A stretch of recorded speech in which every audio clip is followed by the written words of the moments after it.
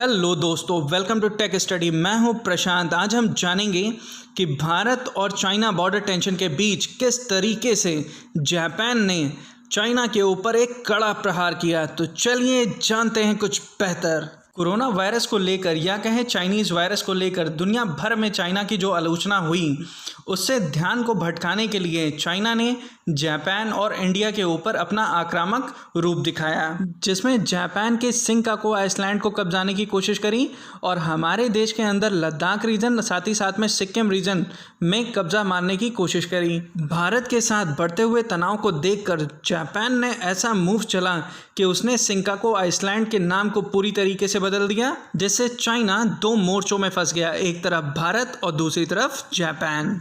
चलिए आपको मैप में दिखाता हूँ आखिर ये सब हो कहाँ पे रहा है। तो ये है अपना प्यारा सा घर और इस घर में लद्दाख रीजन में बॉर्डर टेंशन चल रही है। और अपने इस घर से अगर हम नॉर्थ ईस्ट डायरेक्शन की ओर चलें तो ये पोर्शन कहलाता है हमारा चाइना कोस्ट, और इस चाइना कोस्ट के इस साइड में हमारा कहलाता है साउथ चाइना सी। थोड़ा ऊपर की ओर बढ़े तो हमारा कहलाता है साउथ कोरिया, और साउथ कोरिया के ऊपर ही हमारा पड़ता है नॉर्थ कोरिया। और ये है जापान, और इस जापान से अगर आप साउथ डायरेक्शन में नीचे की ओर आए तो यहाँ पे पड़ता है ताइवान, और इसी ताइवान के ऊपर पड़ता है हमारा शिंकागो आइसलैंड। चलिए आपको और बड़े मैप में दिखाते हैं क्लियर करके कि कहाँ पे है ये। देखिए, अगर जापान के मेन लैंड से अगर आप नीचे की ओर आए तो यहाँ पे ग्रुप ऑफ आइसलैंड्स पड़ते हैं, जैसे ओशुनामी, टोकारा, अमानी, ओकिनावा, मियाको और शिंकागो। और मौजूदा समय में ये शिंकागो ही विवाद का कारण बना हुआ है जापान के साथ। जापान की गवर्नमेंट 1972 से इस शिंकागो आइसलैंड से लेकर ओसामी आइसलैंड तक के करीबन 2000 किलोमीटर का ये एरिया है, इस पे रूल कर रही है।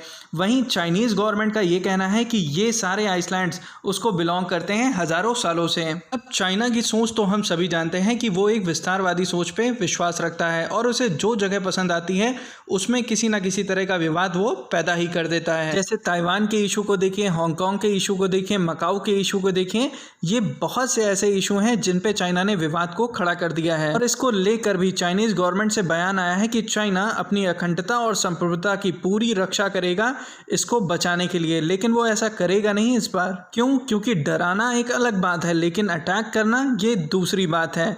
जापान पे वो कभी भी अटैक नहीं करेगा, क्योंकि जापान अमेरिका के साथ एक ट्रीटी में बंधा हुआ है, जिसमें अगर जापान पे कोई अटैक करता है तो ऐसा माना जाएगा कि उसने अमेरिका के ऊपर अटैक करा है। ये ट्रीटी यूएस और जापान के बीच में 1960 में की गई, जो जापान को बहुत ताकत देती है, बिल्कुल यूएसए की तरह, कि अगर कोई इसके ऊपर हमला करेगा तो वो अमेरिका के ऊपर माना जाएगा। और इसी कारण की वजह से चाइना ने हमारा चुनाव करा लद्दाख के टेंशन को बढ़ाकर, क्योंकि पूरे एशिया में केवल 3 ही ऐसे देश हैं जिनको छेड़कर चाइना पूरे इंटरनेशनल मीडिया का ध्यान अपनी ओर खींच सकता था: रशिया, जापान और इंडिया।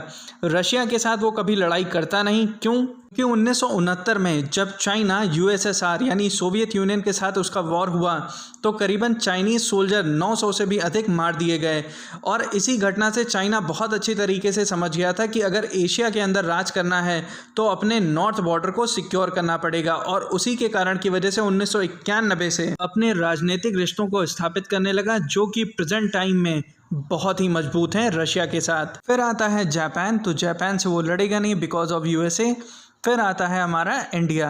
इसका रीज़न अभी मैं आपको आगे बताऊंगा। इस शिंकागो आइसलैंड पे चाइना ने अपने वॉरशिप को भेजा। जैसा कि आप लोगों को पता है कि इस वक्त यूएसए के बहुत ढेर सारे एयरक्राफ्ट इसी रीजन में हैं, जिसकी वजह से चाइनीज़ वॉरशिप को पीछे की ओर हटना पड़ा और जापान को अच्छा मौका मिला अपने आइसलैंड्स के नाम को भी चेंज करने का, साथ ही साथ अपना दावा भी पक्का करने का। अब इस शिंकागो आइसलैंड का नाम शिंकागो से तोशिनारो शिंकागो रख दिया गया है। इन सब चीज़ों को देखते हुए चाइना की सरकार का जो न्यूज़पेपर है, जिसे ग्लोबल टाइम्स कहते हैं, इन्होंने एक आर्टिकल छापा है कि अंकल सैम यानी कि डोनाल्ड ट्रंप किसी भी तरह की कोई भी कसर नहीं छोड़ रहे हैं एशिया के अंदर आग लगाने में, क्योंकि इनका मानना है कि जापान ने यूएसए के इशारे पे ही ये स्टेप उठाया। अब आते हैं इस वीडियो के लास्ट पार्ट में कि आखिर क्यों चाइना ने केवल और केवल इंडिया को ही प्रवोक किया। देखिए, 1962 का युद्ध जब हम हार गए तो 1962 से लेके 2014 तक के चाइना बहुत अच्छे तरीके से हमारी फॉरेन पॉलिसी को जानता था कि हम हमेशा डिफेंसिव पॉलिसी को ही अपनाएंगे। इसी कारण की वजह से उसने हम पर इतना गहरा दबाव बनाया ताकि इंटरनेशनल मीडिया का ध्यान वो